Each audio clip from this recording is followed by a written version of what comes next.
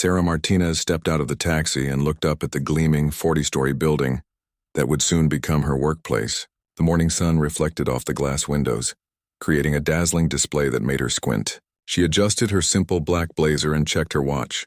8:30 in the morning, exactly as planned.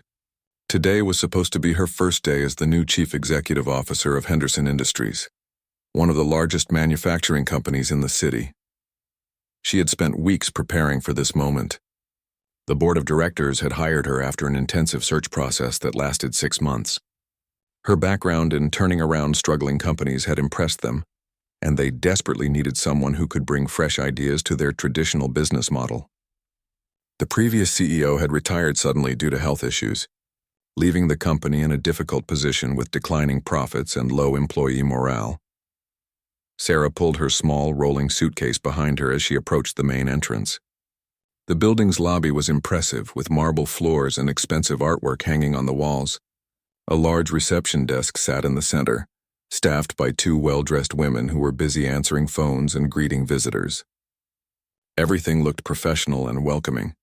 However, as she moved toward the security checkpoint, 2 uniformed guards immediately stepped forward to block her path. Both men were tall and broad-shouldered, wearing crisp navy blue uniforms with shiny badges. Their expressions were serious and unwelcoming. "Excuse me, ma'am," the first guard said firmly. "You need to stop right there. This area is restricted to employees only." Sarah smiled politely and reached into her purse for her identification. "Good morning. I'm Sarah Martinez. I believe there should be a visitor pass or temporary badge waiting for me. I'm starting work here today." The second guard looked her up and down skeptically. He noticed her simple clothing and modest appearance. Unlike the expensive suits worn by most executives who visited the building, Sarah was dressed in clothes that looked like they came from a regular department store. Her shoes were comfortable flats instead of designer heels, and she carried a practical leather purse rather than a luxury handbag. "Ma'am, I don't see your name on any visitor list," the first guard said after checking his clipboard. "And even if you were on the list, you can't bring that suitcase into the building. It's a security risk." Sarah explained that the suitcase contained her personal items for her new office. She had packed some family photos, a small plant, and her favorite coffee mug to make her workspace feel more comfortable. The guards exchanged glances, clearly not believing her story. "Look, lady," the second guard said with obvious irritation, "I've been working security here for 15 years. I know who belongs in this building and who doesn't. You don't look like executive material to me. Maybe you're looking for the employment office down the street where they hire cleaning staff and cafeteria workers." Sarah felt a flash of anger but kept her voice calm and professional. "I understand you're just doing your job, but there seems to be some confusion. Could you please call the Human Resources Department? They should have all the information about my arrival." The guards looked at each other and laughed. The first one shook his head and pointed toward the exit. "Ma'am, you're not permitted to enter this building. I'm going to have to ask you to leave immediately. If you continue to cause problems, we'll have to call the police." Other people in the lobby began to stare at the commotion. Business people in expensive suits walked past, some stopping to watch the drama unfold. Sarah noticed several employees whispering to each other and pointing in her direction. The situation was becoming embarrassing, but she refused to give up. "I really think there's been a mistake," Sarah said, trying to remain patient. "My first meeting is scheduled for 9 o'clock with the executive team. They're expecting me." The second guard stepped closer, his voice becoming more aggressive. "Listen carefully. I don't know what kind of scam you're trying to pull, but it's not going to work here. Real executives don't show up looking like they shop at discount stores. They don't carry cheap suitcases, and they certainly don't argue with security guards." Sarah realized that her appearance was working against her. She had deliberately chosen modest clothing because she wanted to be approachable to all employees, not just the executives. In her previous job, she had learned that dressing too formally could create barriers between management and staff. She wanted to start her new position by showing that she was willing to work alongside everyone, regardless of their position in the company. The confrontation continued for several more minutes. The guards became increasingly rude, making comments about her appearance and questioning her intelligence.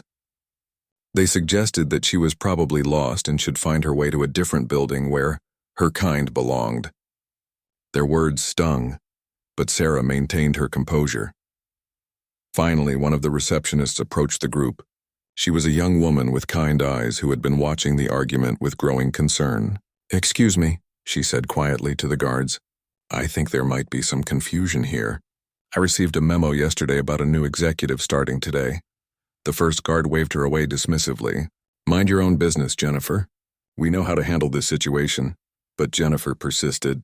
"I really think you should make a phone call before you do anything else." What if she's telling the truth? The guards ignored her suggestion and continued to pressure Sarah to leave.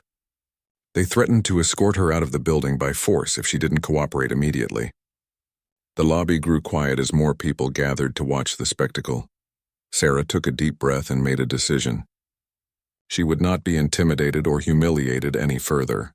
These guards had no idea who they were dealing with, and it was time to reveal the truth about her identity and position. The real surprise was just beginning, and everything was about to change dramatically for everyone involved in this unfortunate misunderstanding.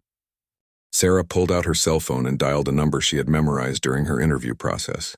The guards watched her suspiciously, assuming she was calling someone to pick her up or perhaps trying to contact a friend who worked in the building.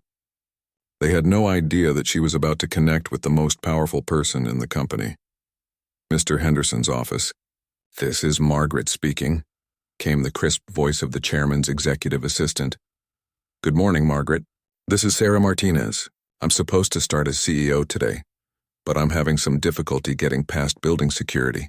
Could you please help me resolve this situation?" The guards' expressions changed slightly when they heard the word CEO, but they still didn't take her seriously. The first guard rolled his eyes and muttered something about people making prank calls. He was convinced that this ordinary-looking woman was trying to cause trouble with fake claims about being an executive. Margaret's voice became immediately concerned. "Oh my goodness, Ms. Martinez. I'm so sorry you're having problems. Mr. Henderson has been expecting you. Let me speak to security right away." Sarah handed her phone to the first guard.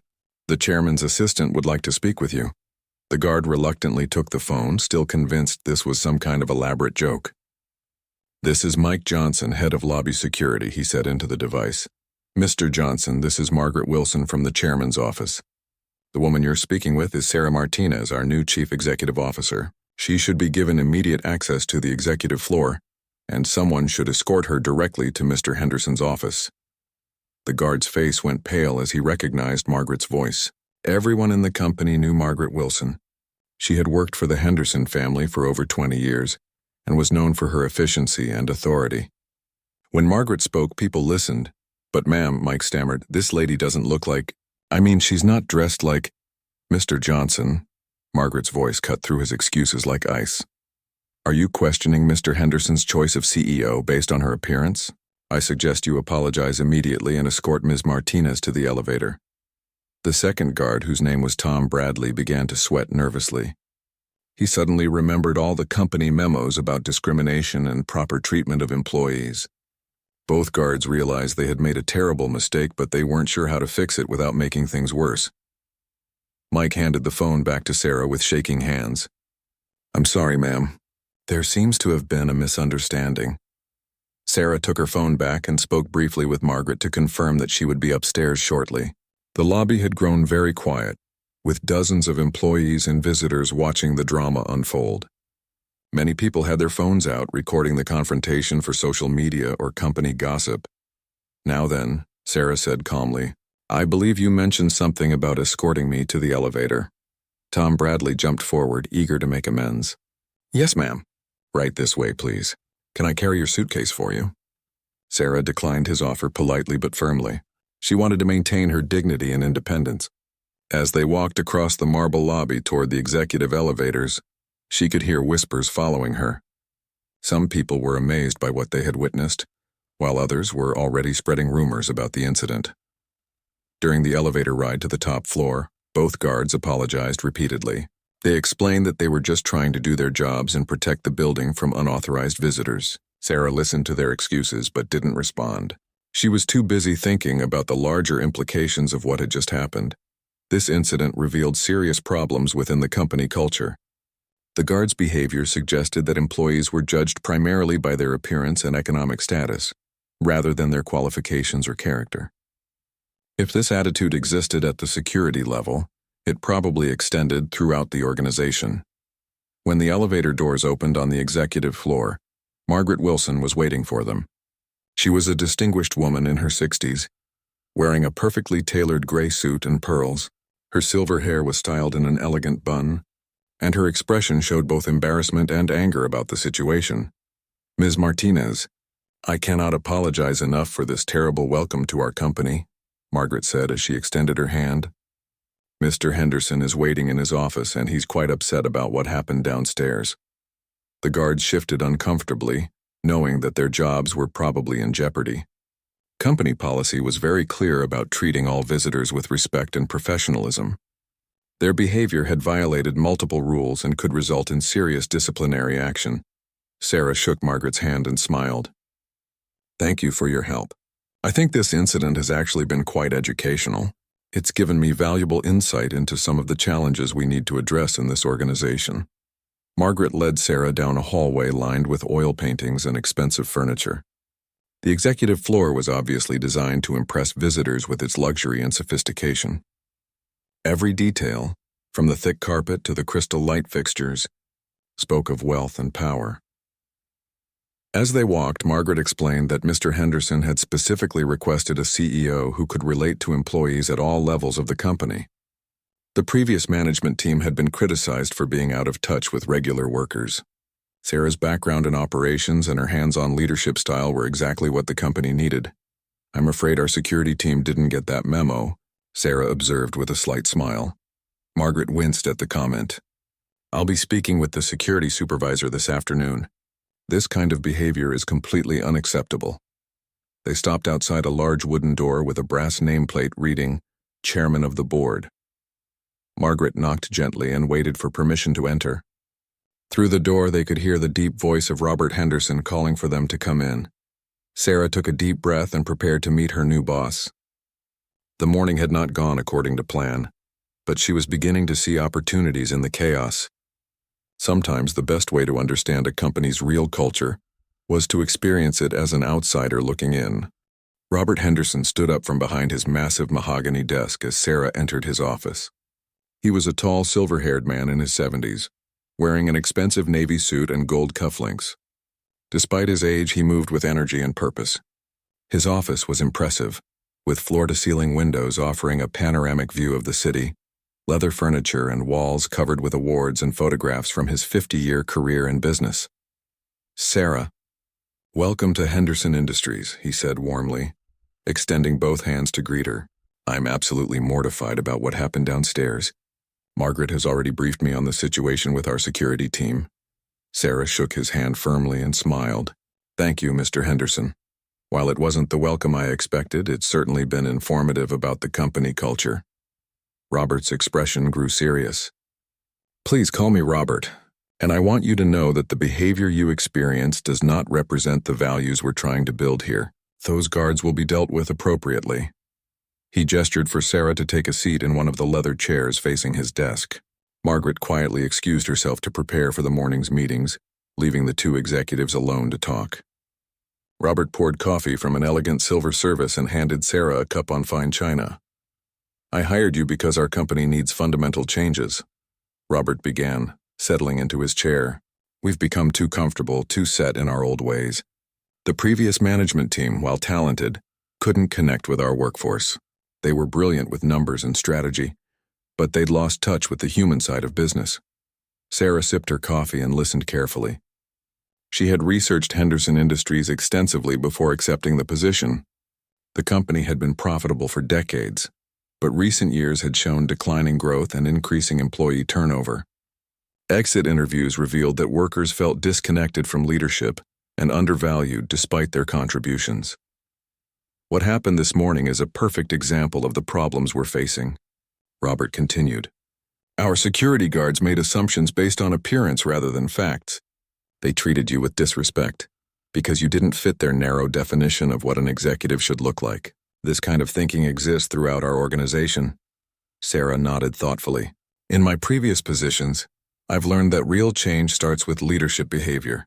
Employees watch how executives act, and they mirror those behaviors throughout the company. If our security team treats people poorly based on their appearance, It's likely because they've seen similar attitudes from management. Robert leaned forward, clearly interested in her perspective. Exactly. That's why I knew you were the right person for this job. Your track record shows that you understand people, not just profits. You've successfully turned around 3 companies by focusing on employee engagement and operational improvements. Sarah had spent 15 years working her way up through various companies, starting as a factory supervisor and eventually becoming a vice president of operations.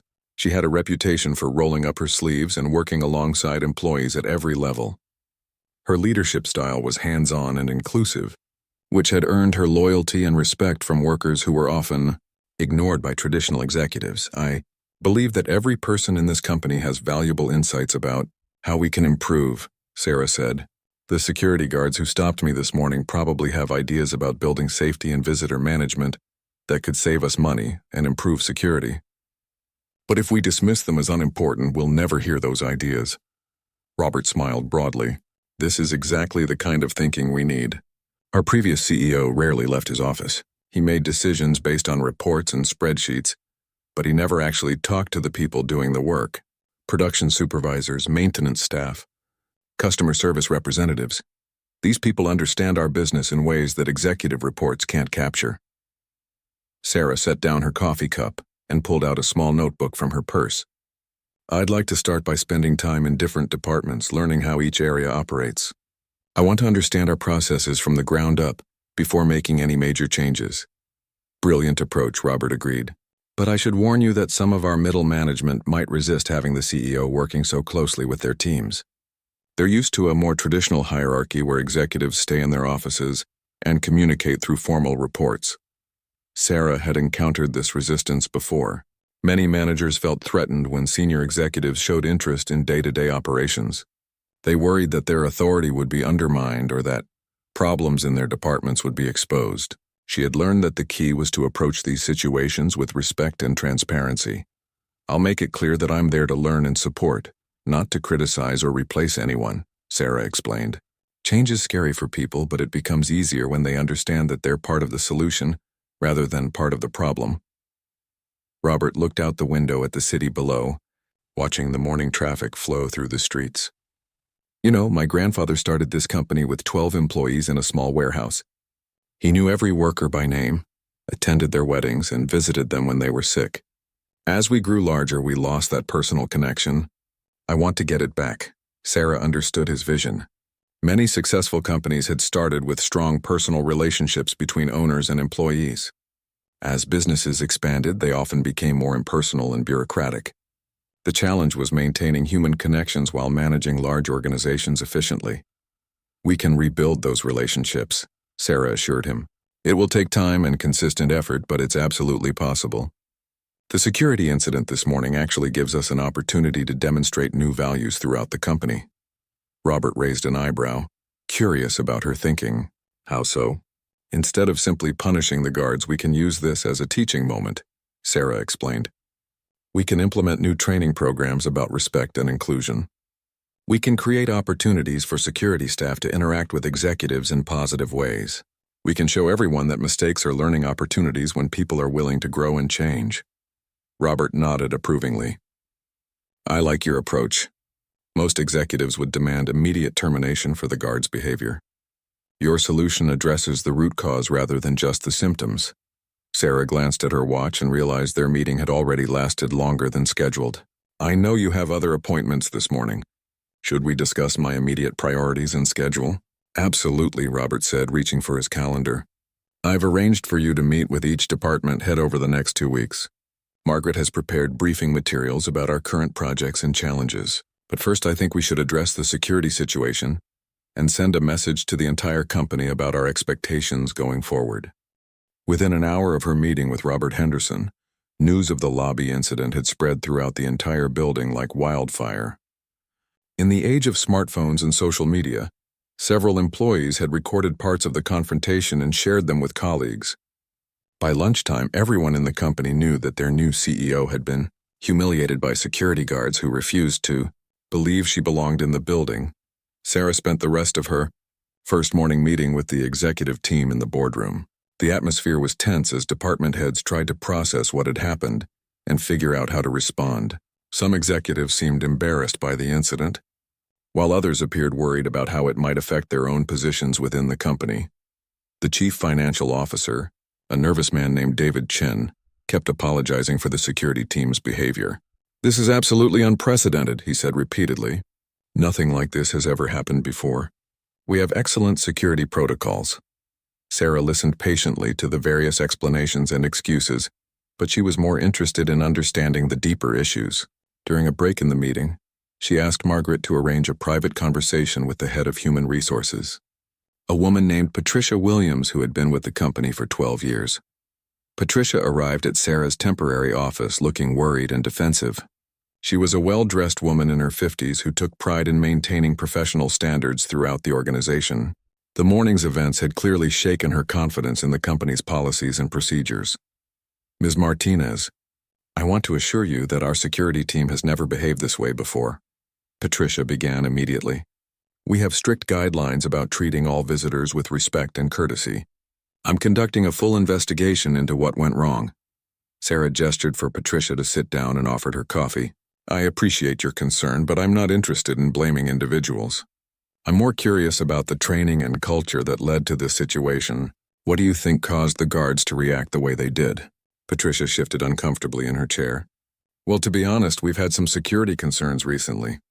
There have been incidents with people trying to enter the building without proper authorization. The guards may have been overly cautious, but their comments weren't about security," Sarah pointed out gently. "They made judgments about my appearance and suggested I didn't belong here because of how I was dressed. That indicates deeper assumptions about who fits in this company culture." Patricia nodded reluctantly. "You're right. I think some of our employees have developed certain expectations about what executives should look like. The previous management team always dressed very formally and maintained significant distance from other employees." Sarah leaned forward, sensing an opportunity for honest conversation. "Tell me about the relationship between management and staff. How do employees typically interact with executives?" "There's very little interaction," Patricia admitted. "The previous CEO rarely left his office except for formal meetings. Department heads communicate through reports and scheduled appointments. Most employees have never actually spoken with anyone above the supervisor level." This explained a lot about the morning's incident. If regular employees never saw executives in casual settings, they would naturally develop stereotyped ideas about how leaders should look and behave. The security guards had probably never encountered an executive who dressed modestly or carried her own luggage. "What about diversity and inclusion training?" Sarah asked. Patricia's expression became more uncomfortable. "We have annual sessions that cover legal requirements, but they're mostly focused on avoiding lawsuits rather than building inclusive culture. Many employees see them as mandatory time wasters rather than valuable learning opportunities." Sarah made notes in her notebook as they talked. She was beginning to understand the scope of changes needed within the organization. The company had focused so heavily on maintaining traditional hierarchies and formal procedures that they had lost sight of basic human respect and connection.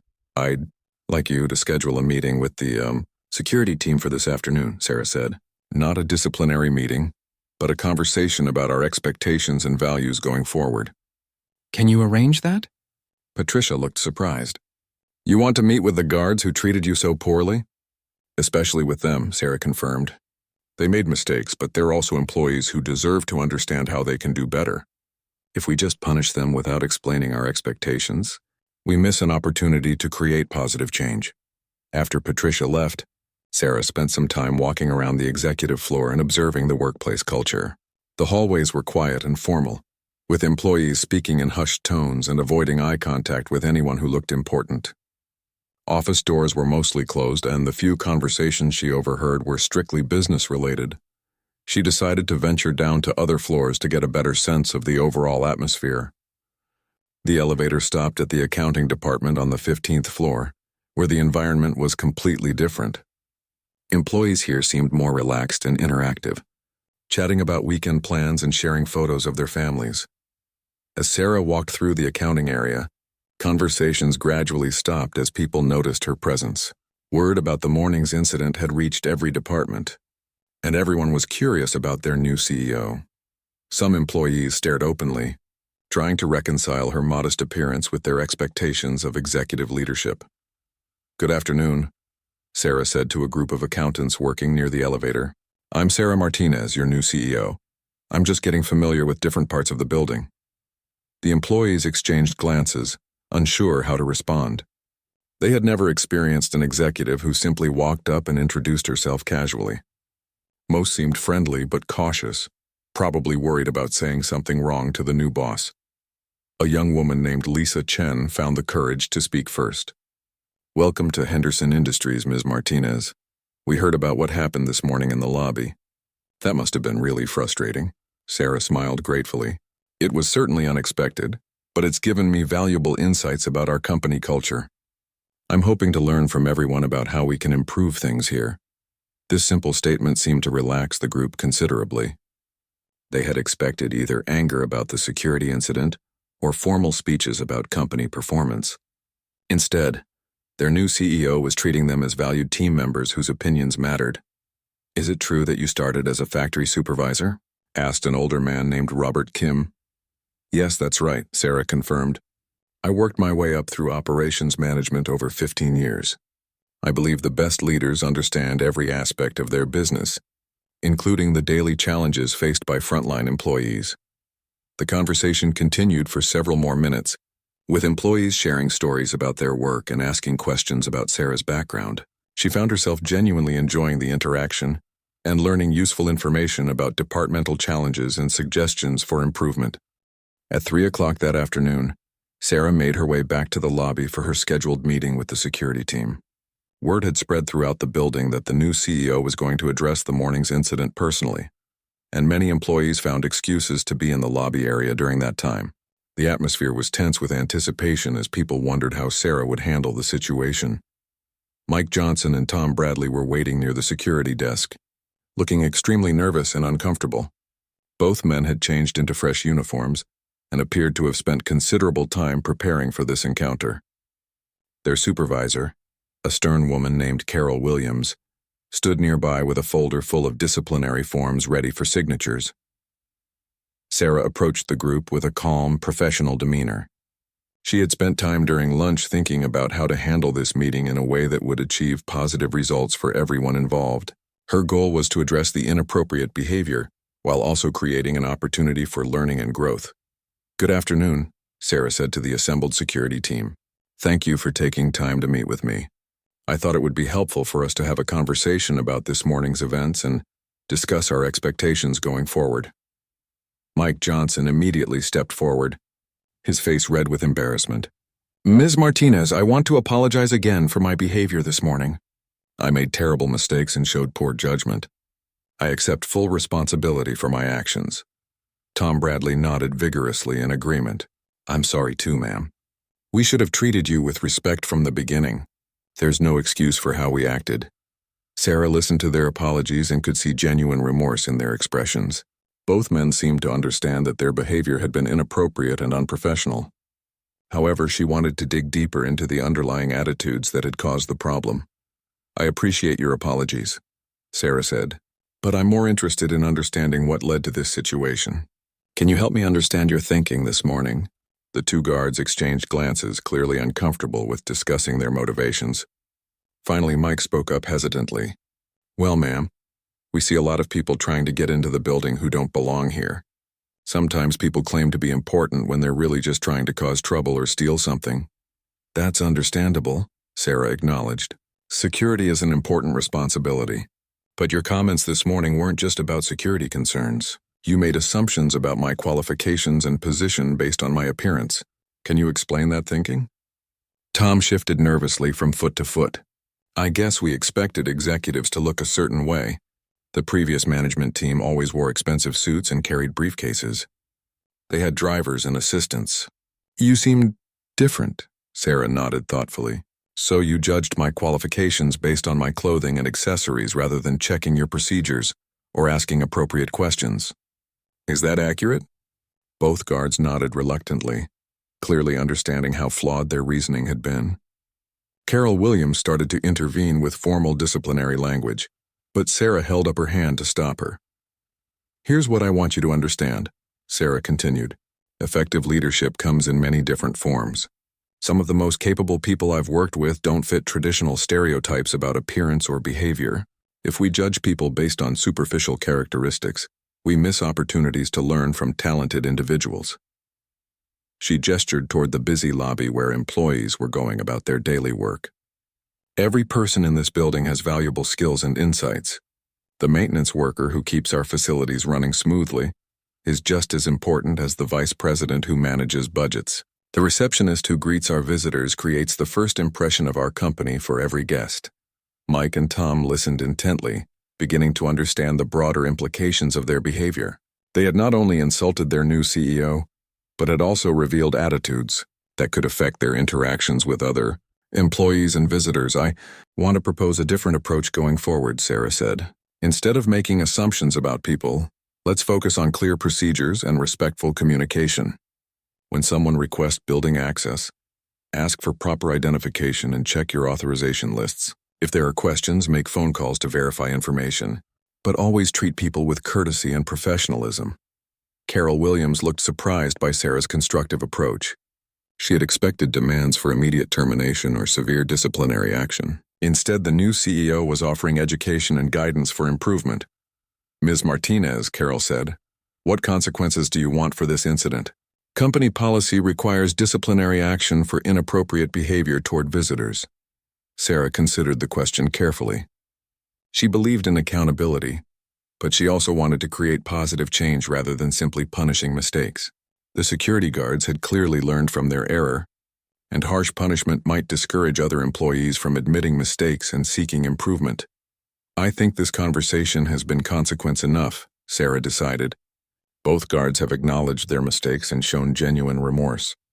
Now I want to see them demonstrate better judgment going forward. Mike and Tom both looked relieved and grateful for the second chance. They promised to follow proper procedures and treat all visitors with respect, regardless of their appearance or perceived status. "However," Sarah added, "I want to implement some changes to prevent similar incidents in the future. Carol, please arrange for additional training on customer service and diversity awareness for the entire security team. I also want to review our visitor procedures to make sure they're clear and consistently applied." Carol nodded and made notes about the requested training programs. She seemed impressed by Sarah's balanced approach to the situation and her focus on systemic improvements rather than individual punishment. "One more thing," Sarah said, addressing the guards directly. "I hope you'll help me learn about security operations here. You have expertise and experience that could be valuable as we work to improve our procedures.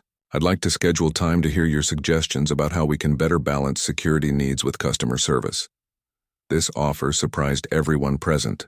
Most executives would never consider asking security guards for operational advice. Sarah's willingness to seek input from employees at all levels demonstrated her commitment to inclusive leadership.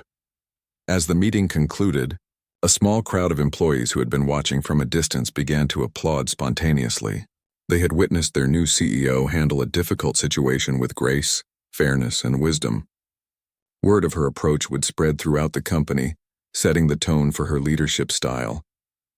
Over the following weeks, news of Sarah's compassionate handling of the security incident spread far beyond Henderson Industries. Local business publications picked up the story, and soon it was being discussed in leadership seminars and corporate training programs across the city. Sarah found herself invited to speak at conferences about inclusive leadership and organizational culture change. The impact within Henderson Industries was immediate and profound. Employees throughout the company began approaching their work with renewed energy and engagement.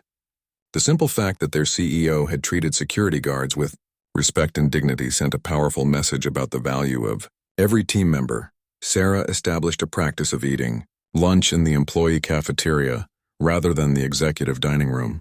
Initially, workers were nervous about having the CEO nearby, but she gradually broke down barriers by joining conversations and asking genuine questions about their work and suggestions for improvement. During one such lunch, a maintenance worker named Carlos Rodriguez approached her table hesitantly. "Ms. Martinez, I heard about what happened with security on your first day. I wanted to thank you for how you handled that situation." Sarah invited Carlos to sit down and explain his perspective. "Why does it matter to you how I dealt with the security issue?" Carlos looked around nervously before speaking. Well, to be honest, a lot of us have been treated poorly by management over the years. Not just security guards, but maintenance staff, cafeteria workers, custodial team members. We're often made to feel like we don't matter, like we're invisible. Sarah listened carefully as Carlos shared examples of how previous executives had ignored or dismissed support staff. She learned that many employees felt undervalued, despite their essential contributions to the company's daily operations. The rigid hierarchy had created divisions that prevented communication and collaboration across different levels. What would make you feel more valued and respected? Sarah asked. Carlos brightened at the question. Just being acknowledged would help. When executives walk past us in the hallways, they usually look right through us like we're not there. It would be nice if they said hello or recognized that we exist. Sarah made a mental note to address this issue in her next executive team meeting. She was beginning to understand that the security incident had been just one symptom of much larger cultural problems within the organization. Meanwhile, Mike Johnson and Tom Bradley had become unlikely champions of the new company culture. They enthusiastically participated in the additional training programs that Carol Williams arranged, and they began treating all visitors with exceptional courtesy and professionalism. Their transformation was so remarkable that other departments started requesting similar training for their teams. The security desk became a model of customer service excellence. Visitors frequently commented on the warm, welcoming atmosphere in the lobby. Mike and Tom took pride in learning the names of regular visitors and providing helpful information about building amenities and local restaurants. One afternoon, a group of potential investors arrived for an important meeting with the executive team. These were sophisticated business people who had visited dozens of corporate offices and were accustomed to formal, impersonal reception procedures. However, they were pleasantly surprised by the friendly, professional greeting they received from the security team. "This is refreshing," commented one investor to her colleague as they waited for the elevator. "Usually, building security treats visitors like potential criminals. These guards actually seem happy to help people." The positive changes were not limited to the security department. Sarah's leadership style began influencing managers throughout the organization. Department heads started spending more time on the floor with their teams, and communication between different levels improved dramatically. Patricia Williams in Human Resources reported a significant decrease in employee complaints and grievances. Exit interviews revealed that workers felt more connected to the company's mission and appreciated the increased respect from management. Employee satisfaction scores improved steadily each month. However, not everyone was thrilled with the changes. Some middle managers felt threatened by Sarah's open-door policy and direct communication with frontline employees. They worried that their authority was being undermined and that problems in their departments would be exposed to upper management. One such manager was Richard Stone, the director of manufacturing operations. He had built his career on maintaining strict control over information flow and keeping tight boundaries between management and workers. Sarah's collaborative approach challenged everything he believed about effective leadership. During a department head meeting, Richard voiced his concerns directly. "Sarah, I appreciate your intentions, but I think we need to be careful about breaking down too many barriers. There are reasons why traditional hierarchies exist. Workers need clear chains of command, and managers need authority to make decisions without constantly consulting everyone." Sarah listened respectfully to Richard's objections. She understood that change could be frightening for people who had succeeded under the old system. "I agree that clear authority and decision-making processes are important," she replied. "But I believe we can maintain effective leadership while also creating more inclusive communication." She explained her vision of empowered employees who felt valued and heard, while still maintaining appropriate boundaries and accountability. When people feel respected and involved, they're more likely to support decisions and work hard to achieve goals. Fear-based management might produce short-term compliance, but it doesn't create the kind of engagement we need for long-term success. The discussion continued for over an hour, with various department heads sharing their experiences and concerns. Some managers were fully supportive of the new approach, while others remained skeptical. Sarah realized that changing organizational culture would require patience and persistence. As the meeting concluded, she announced a new initiative that would formalize many of the changes they had been discussing. "I want to establish cross-functional teams that include employees from all levels of the organization." These teams will work on specific improvement projects and report their findings directly to the executive committee. This announcement generated excited murmurs from some managers and worried looks from others. Sarah was essentially creating formal channels for frontline employees to influence company decisions, which represented a significant shift from traditional top-down management approaches. The security incident on my first day taught me that valuable insights can come from unexpected sources, Sarah explained. If we only listen to people who look and think like traditional executives, we'll miss opportunities to learn and improve. Our goal should be to tap into the knowledge and creativity of everyone in this organization. 6 months after the infamous security incident, Henderson Industries was virtually unrecognizable from the company Sarah had encountered on her first day. The transformation had been so comprehensive and successful that business schools were studying their approach to organizational culture change. The cross-functional improvement teams that Sarah had established were producing remarkable results. A team led by Carlos Rodriguez, the maintenance worker who had approached Sarah in the cafeteria, had identified ways to reduce energy costs by 15% through simple changes to heating and cooling schedules. Another team, which included both security guards and executive assistants, had redesigned the visitor check-in process to be more efficient and welcoming. Mike Johnson and Tom Bradley had become poster children for personal and professional growth. They were invited to speak at industry conferences about their transformation and the importance of treating every person with dignity and respect. Their story resonated with security professionals across the country who recognized similar challenges in their own organizations. The financial results were equally impressive. Employee productivity had increased by 12%, and customer satisfaction scores had reached all-time highs. The company was attracting top talent from competitors who wanted to work in Henderson's positive, inclusive environment. Several major clients had specifically mentioned the company's culture as a factor in their decision to increase business partnerships. Robert Henderson was delighted with the changes and frequently praised Sarah's leadership in board meetings and industry publications. She took what could have been a public relations disaster and turned it into a catalyst for positive change, he told a reporter from Business Weekly magazine. The security incident became a teaching moment that transformed our entire organization. Sarah had kept her promise to involve the security guards in operational improvements. Mike and Tom had provided valuable insights about visitor flow patterns and building security that led to cost savings and enhanced safety measures. Their suggestions were implemented company-wide, and they received recognition bonuses for their contributions. The lobby that had once been the scene of embarrassment and conflict was now a showcase of customer service excellence.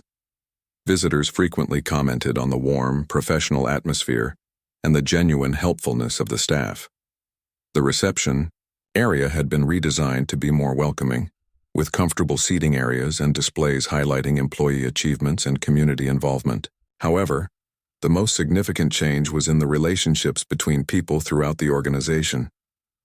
Executives regularly spent time in different departments, learning about operations and building connections with employees at all levels. Department managers held monthly open forums where workers could share ideas and concerns directly. The rigid hierarchies that had once divided the company had been replaced by collaborative networks focused on shared goals. Patricia Williams, in Human Resources, had documented the transformation with detailed metrics and case studies. Employee turnover had dropped to the lowest levels in company history, and internal promotions had increased dramatically as people found new opportunities to grow and contribute.